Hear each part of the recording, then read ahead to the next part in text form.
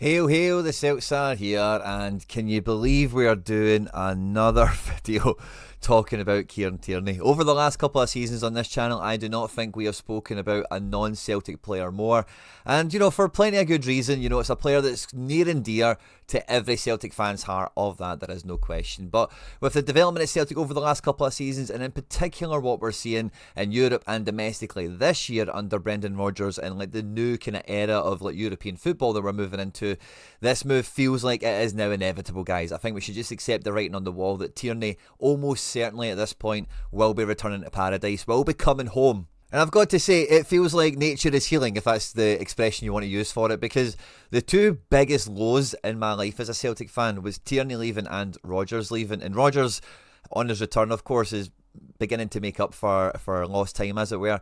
And with Tierney, again, I don't think there's any problem with him returning, but there's no two ways about it. Celtic fans are marginally divided on the deal, and in the video today we're going to be looking at why and what Celtic can hopefully do in order to make sure that this deal is a success and does enhance the best 11 and enhances the squad, just period. Because in this new kind of era of football where we're playing 8 Champions League games a season, once you get to the group stage, that's just guaranteed. And with the structure, like we've seen already this year, as long as the fixture list isn't too brutal, getting those extra 2 games in the playoffs is something that year on year we should be looking at. Are we in the mix for it or not? At any point in the video, if you do laugh, you learn, you like something or whatever, please do like and subscribe to the channel for more content like this. If you're a long-standing subscriber on this channel, you've probably seen and heard bits of this video before, but we've just had a massive period of growth on the channel. We just recently broke through 10,000 subscribers and we're on our way to 18,888. So please do hit the subscribe button if you haven't done so already. Let's just get stuck straight into it. But Kieran Tierney is a player that since he's left, because it's not totally been an utter success at Arsenal, has always been one that's been kind of linked to bring him home and all that kind of stuff. But make no mistake about it, Kieran Tierney at Arsenal has been one of the players that have really helped their kind of bounce back in the post-Arsene Wenger era. Post-Arsene Wenger era, if I can say that, surprising tongue twister, because going down there, being captain material for them, helping them win an FA Cup, and then they were at one of their lowest lows in this kind of new millennium period, as it were. Don't underestimate the impact that he's had on them, although not regularly being a first team player. Mikel Arteta, even on his recent return from injury back into the team, was quoted a week or two ago as saying the rest of the squad 100% benefits from Tierney being on the training pitch again, and he adds different energy, and he's a fantastic player to have. But with his contract only having 6 or 7 months left up on it, he's on a pretty chunky wage, and we see this all the time at the very top end of football, because for the Premier League and the guys that go on to win the league and the other top leagues across European football, the players that they're playing them at the peak of their career, or they're bringing them into the peak of their career. And as time goes on, some players prove their worth, excel, contribute, whatever, and some players, sadly, like Tierney, maybe the career gets derailed a little bit. And there's nothing wrong with that, because not everyone stays at the peak of their career at the top of the game for very long, and some players, the best ones in world football are the ones that maintain their peak or continue to push their peak for long periods of their career. But I think we all know as Celtic fans, we're not worried about the quality of Kieran Tierney and what he would bring to the starting 11 or to any kind of crucial match that we're going to need him for when he returns, because like I say, let's just call it for what it is. He's on his way. The number one concern amongst all Celtic fans is the injury record that he's had. Now, he's had a significant amount of injuries, and Tierney's a player, I'm sure every other Celtic fan watching this, is a player that I've followed closely since he's left Celtic for his career at Arsenal, but especially when he was at Real Sociedad. I've been watching a lot of La Liga, especially over the last 2 or 3 seasons, Real Sociedad in particular, and I was really excited by this loan move when it happened, because I thought La Liga is just as high a level as the Premier League, but it's not got that uber intensity to it. La Liga can have little slower spells, there's more fouls, there's more kind of stop-start nature of play, and it's more about ball ability. And after making the move into Sociedad, the first game he has here is at home in a 5-3 win against Granada, before then having an international break where he goes on to start 2 games for Scotland and play significant minutes and, pretty big matches, as it were, before coming back to play Real Madrid. Now, this Real Madrid match is his 4th game in 15 days. So it's a game every 3.5 days. He only plays until the 69th minute, and then 3 days later they play Inter Milan. Now, I've tried to look into this and I can't remember which one it was, but one of these matches he came off injured. I think it might have been Real Madrid. I think it might even have been both of them. So I think it might have been a little bit of a surprise that he made the Inter Milan match. I think that was 50-50, and then Maybe he didn't get injured there, but they substituted him right on 62 because that's all they could get out of him. See, my memory's a bit foggy on this one because it's over a year ago, but once we get to that 5 matches in 18 days, which is 1 match every 3 days in essence again, it's became a bit much for him, and it's, resulted in an injury again where he sits on the bench the next match, doesn't play anything, gets fully rested, comes back against Valencia, man of the match performance, helps them win the game, before then following that up with a derby match 3 days later to make this 7 games in, what's that? 28 days. So again, we're keeping into that kind of a game every 3 days kind of ratio, give or take, and he comes off injured after the 25th minute. So over like 1 month, because this is all this is here, is September, he's been substituted off twice injured, played 190 minutes, and then the second time he's come off injured, it's resulted in him being out for a number of matches here. He doesn't return to the pitch until the 2nd of December against Osasuna in La Liga. And you can see here the kind of pattern that Sociedad have clearly seen you need to have with Kieran Tierney, and that is at maximum he can play 1 game a week for you, where he plays that game, his return match against Sociedad, is out in the midweek, plays the weekend, is out in the midweek, plays the weekend. Then he plays the final game right after that, 4 days later, right before the winter break. And then again, sadly, Sociedad just push it a little bit too far. Sociedad desperately needed Tierney to be him in this in this season because they'd qualified for the Champions League. They'd spent a lot of money on their squad, and in the actual fact, throughout the course of this season, they ended up playing like 12 guys at left back because it felt like every one of them was getting mad injuries. But he plays against Alaves on the 2nd, 4 days later off the bench against Malaga, and then 6 days later starts in the derby against Bilbao, plays 80 minutes, all good. 4 days later in the Cup, plays 90 minutes, and then in the next match, he's on the bench because he's played those 2 games in a week. They've really had to push it. They fancied a run in the Copa del Rey, and away to Celta Vigo, they started him on the bench, but the left back that started got injured, and Tierney had to come on for him. And then 3 days later, he's had to start against Celta Vigo, and again breaks down with an injury. And if we look at this is in the month of January. 6 games over 21 days, a few 90 minutes in there, and really there's not much travel. There's no away European Champions League games, there's no Scotland matches in this to add into the travel period or whatever, and again then ends out injured for a period of time. And again, you can see here it's in and out thereafter. I think as well, this is an important factor because as much as Sociedad have tried to manage his minutes, him playing for Scotland and Scotland playing him all the time interferes with that ever so slightly, and it really does disrupt any sort of minute management and kind of looking after the player you can kind of do. And you can see right after international duty again, the same kind of thing happens with the fixture pile up. He ends up injured and he's coming in and out the team again.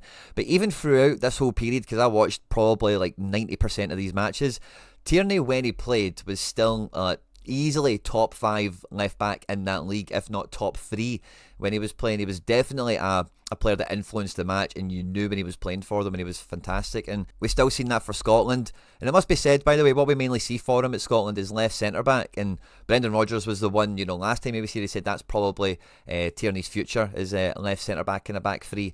So I don't know if that's maybe something that we would even entertain going forward in the future.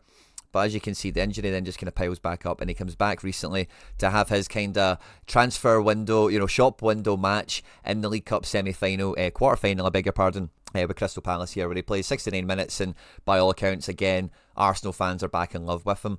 But with the wages on, like I've mentioned already, and with the just the way, if you want to win the Premier League, every player needs to be peak. And Tierney is not peak anymore. But that doesn't mean he's still not fantastic. He still couldn't go to La Liga, Serie A, even mid-table Premier League, and still do fantastically well. But anyone that does take him on, he could be much more. There's every possibility he could be completely fit and free of injury, and he could play 8 games a month again, right? But as you're signing him, you can't guarantee that. You can't factor that into the probability, and that's, I think, where the main problem comes for Celtic fans. Because as we look at the depth chart, the number one problem we've had in this squad for as long as I can remember at this point, since Tierney left, you probably argue quite comfortably, is left back. Now with Taylor, it feels like Taylor's not going to be signing a new deal. The money he wants, we are not going to pay him, a la Kieran Tierney in Arsenal essentially, although Tierney is prepared to take reportedly 22 grand a week or something like that to come back, which would make this deal work very well, and we'll get on to why that is quite an important factor. Because if Taylor isn't happy on that type of wage and he wants to go to MLS or Serie A or the English Championship or wherever he's going to end up, then fine.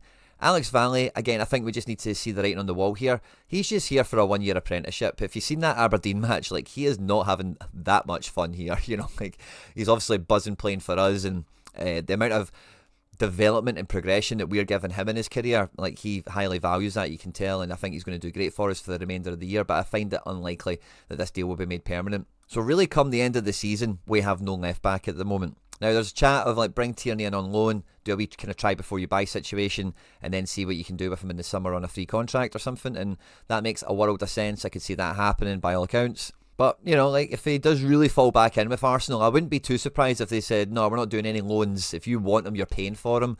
And again, like, just the way FFP transfer stuff works for them, they might not be taken for a mug on this one. You know, they did pay a lot of money to us for him, so to totally give us him back for nothing would be maybe a little bit too much to ask for. So we'll see how the immediate aftermath of this rolls on, but he is free in the summer.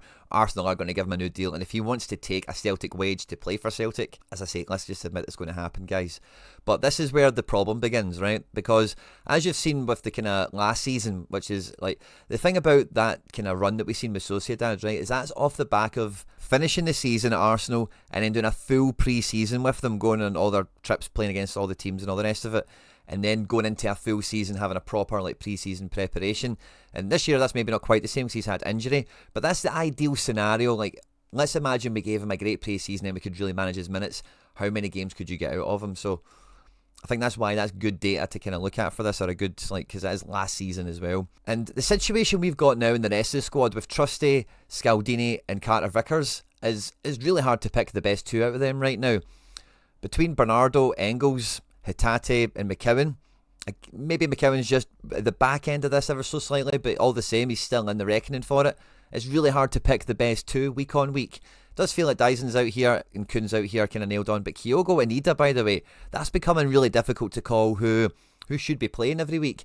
And that's the sort of level of competition we are going to need in this position if we buy Tierney, because, or we re-sign him or whatever, because if we're playing Champions League, the league we want to win all this stuff and do all this stuff that we're doing now, we need to have that same level of squad depth, but it is to a position of the highest quality. And having Tierney in here is going to be fantastic. It makes the team a lot better. But the step down from him can't be, with the greatest of respect, it can't be Alistair Johnson to Anthony Ralston. It needs to be much more like Engels to Bernardo. That's the kind of situation we need in at left back. So the worry I think a lot of Celtic fans have, like, because of the injury record, is that Celtic cheap out on the left back department, because the left back department still is only half finished. Then at that point, it's only the problem is still there. You know, Tierney doesn't fix everything, and there's maybe still that bit of worry from Celtic fans that have got those that PTSD of the crap signings that we've had over the years, you know, and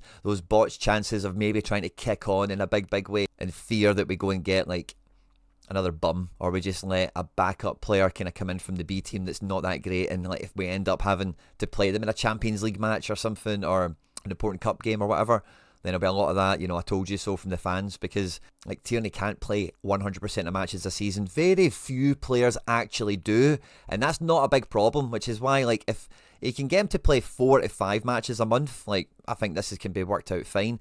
But then the second player, the second string player, or the alternative option at left back needs to be as close to, maybe not when we buy him, but have the potential to be that good on that kind of side. And maybe that's a player we can sell and then rinse and repeat and do that again with, you know, because if Tierney comes back, he's not leaving again, is he? You know, and having Tierney in this squad for the next, like, he's 27. Let's just imagine it's for another 5 years till he's 32. Would be fantastic. And as much as there is some other transfer business to be done in the team, like we expect Palmer's probably going to go to MLS as well. Cummings is maybe leaving on a free. Johnny Kenny's going to come in to be striker free, which will be really fun to see how that develops under Rodgers, because he's wanted that for a fair while, of course. Welsh might be on his way out to Mechelen in Belgium. Now, there is suspicions that Dane Murray will come back into the reckoning as like one of the homegrown players to make up for Welsh. But some of the reporting I've seen from Josh, who does the podcast with us here on the channel, as well as run the Celtic Youth and Loans page on Twitter or X and all the other social media platforms that you'll be on, is that Murray does have interest as well from other teams in the SPFL. So I wouldn't be surprised if we did see Murray kind of flip out on loan or whatever. but that's a story for another day, I suppose. But with Tierney coming in, even though we maybe have, like, maybe we need our left winger, maybe we could sort out some of this other kind of just clutter that we've got, like Odenholm, and get another midfielder in here that maybe does give a more defensive dynamic, because that's clearly missing from the main 5 that we have there. The left back is still like top of the to-do list for me, because Tierney is just like half the problem solved, but it's like one of the best problem solves. I've always been on the opinion of all roads lead to Robbo, because his contract is up next summer and he's a bit older than Tierney. Certainly wants to come back to Celtic, and he is a Champions League winner, Scotland captain, Premier League winner, and he's not played for us yet. And I think if we do bring Tierney back, I don't know if we're ever going to see Andy Robertson play for Celtic, because I can't imagine we did have Robertson and Tierney sharing it. That would be unreal. I think if we did sign Robertson eventually, but we would maybe see Tierney play, maybe we would develop a back 3, who knows, because again, we've got 3 centre backs to play it. If we have 4, that's kind of even better, and blah blah blah about other players. But yeah, so that's what I've always been kind of, whenever I've been like, nah, I don't want us to go after Tierney. Like, if we go after him and we get him, like, brilliant, welcome home, pal. But I'd love to see Robbo in the hoops. I think he's been one of the best Scottish player of the millennium, maybe up there with Darren Fletcher, in terms of accolades and prestige and all the rest of it. And I would like to see him at Celtic Park. So let's see how it does shake out. Imagine we did have Robbo and Tierney. Imagine. That would be just apex, I think. But all the same, it's great to see that Celtic's transfer business is underway already. The feelers are going out, negotiations are starting with some players, and hopefully we'll see some moves happen quite swiftly into the transfer window, because we want to have players bedded in and fully acclimatised into the squad, into the training pattern, so that we can register them at the end of January for the playoff round of the Champions League, which we're expecting to get to. All but there, aren't we? Hope you're having a great time over the festive period, everyone. Thanks for tuning into the video. Don't forget to hit subscribe for more content like this on screen, and now some other stuff that we've made that YouTube thinks you might enjoy. Hail, hail, and Moan the Hoops.